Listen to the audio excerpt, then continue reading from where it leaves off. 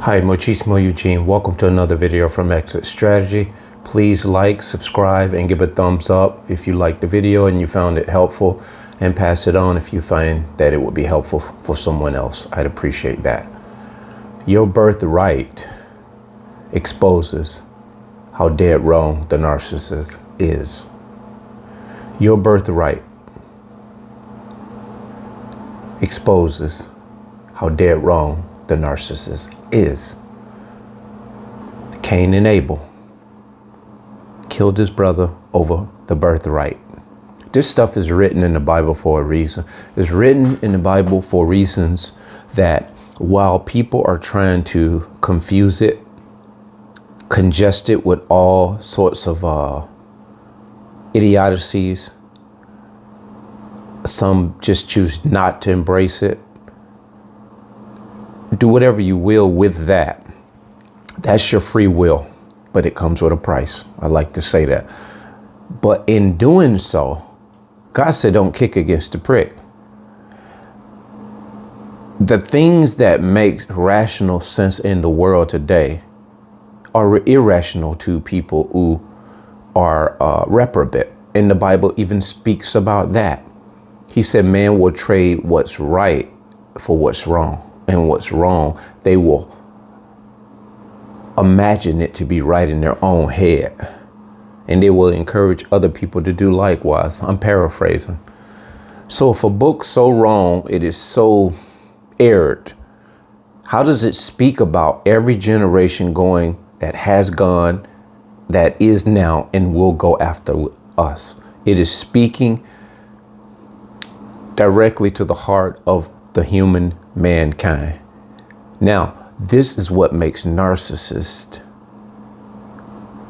know that they're dead wrong in their choices, in their decision making, and in their free will that was given to each and every human being.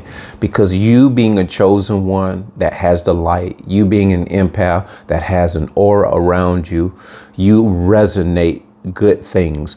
People are drawn to you. This perplexes the narcissist, and because it perplexes them and they can't figure it out, they become frustrated and they need to get rid of you. And they want to be in that place because guess why? They need that attention that you're getting, but they don't know how they should get it. They don't know what they need to do to get it. And the reason why they don't know how to get it is because they're looking at how to do it. You're doing it, but they don't know where the source of your strength, if you will, like Samson and Delilah. There's a source of your strength. And even you all that don't readily embrace Bible, who have a strong connection to God, He has chosen you out of everything in this world to be set apart. Now, I do want to believe just because we're chosen, we can abort that chosen mission. But it would take a lot of resistance on the part of the chosen.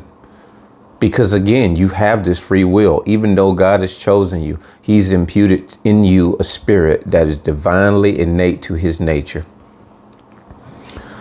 And for you to operate at your peak performance, it must be done within the barometers or the parameters of that chosen capacity He's put you in.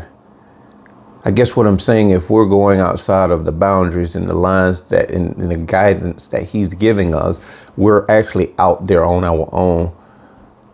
And so left to our own devices, you know what happens there, right? So I found it fitting, this title, to be,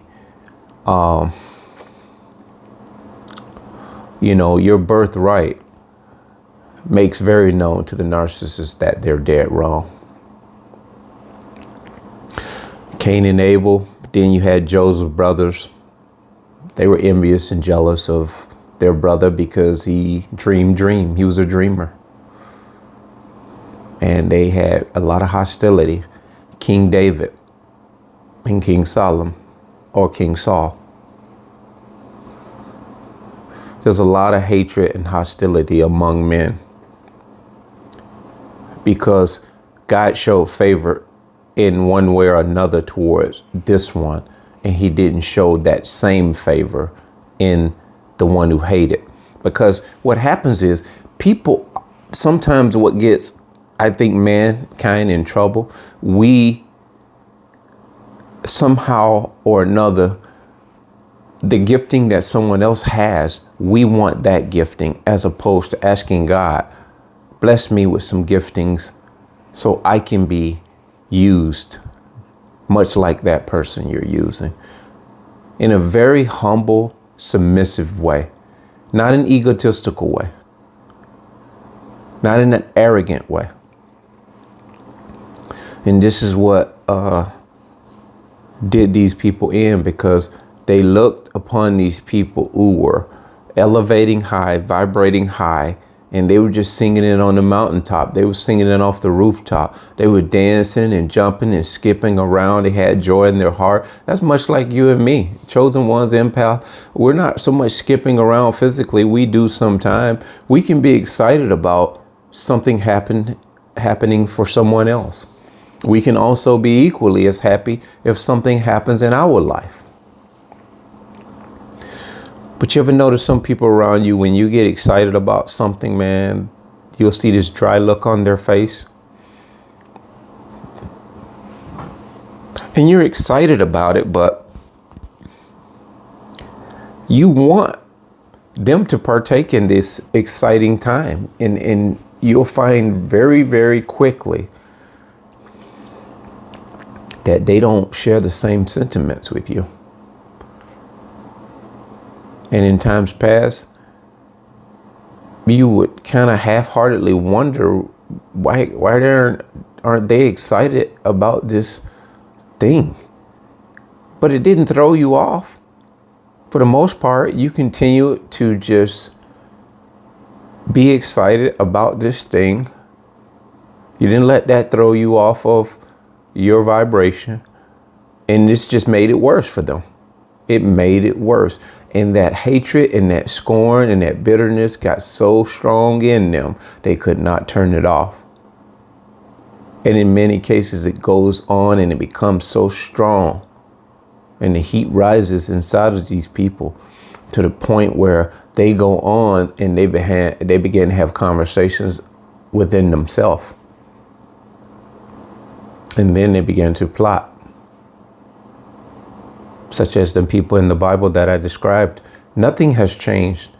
The way people do things has not changed.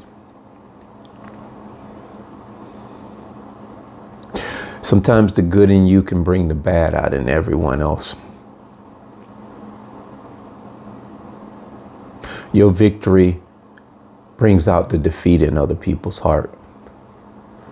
Because they don't know where all of this is coming from, and it frustrates them, it confuses them, but it only confuses them because the scorn, the bitterness, and the spite is at the forefront of their mind. So the point is, then they cannot reason with how you are able to feel and act and behave this way, because these things drown out the rationale that they should be having. They should be understanding and paying attention to this unfolding in front of them. But for the sake that they are not happy for you, because the bitterness and the envy and the strife and the hostility has kicked in and is hardening their hearts. So they're not susceptible to taking in the sights for the right reasons. They're not paying attention to you pray. They're not paying attention to the fact that you treat your fellow man with respect. They're not paying attention to the fact that you don't backbite. Even though you may tell the truth about something that is not good, be it behavior by someone else, but you leave it at that. They can hate you for even that.